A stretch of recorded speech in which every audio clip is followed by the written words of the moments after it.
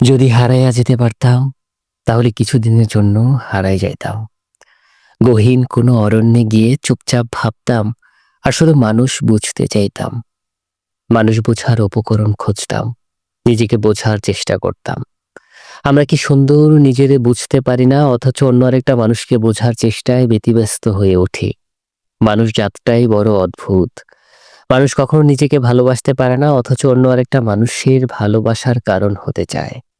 অন্যের ভালোবাসার অভিধানে মানুষ কখনো অভিমান পছন্দ করে না, অথচ নিজের অভিধানে অভিমান রাখে ভরপুর।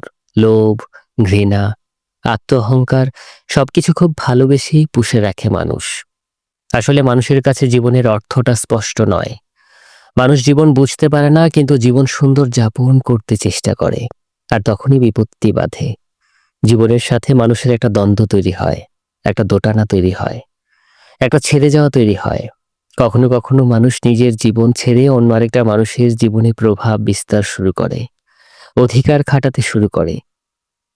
মানুষ জানে না অধিকার সবাইকে দেওয়া যায় না। একবার কোনো মানুষ যদি অধিকার পেয়ে যায়, তাহলে সে, মানুষ ভুল হোক শুদ্ধ হোক, অধিকার খাটানোর বড্ড চেষ্টা করে। পছন্দ হোক অপছন্দ হোক, অধিকারে বড্ড লোভ মানুষের।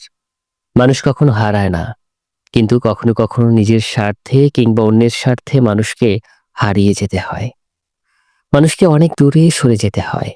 তা না হলে নিজের প্রতি কিংবা নিজের প্রিয় মানুষটার প্রতি একঘেয়েমি চলে আসে, একটা বিরক্তি চলে আসে, ভীষণ রকম অভিযোগ চলে আসে।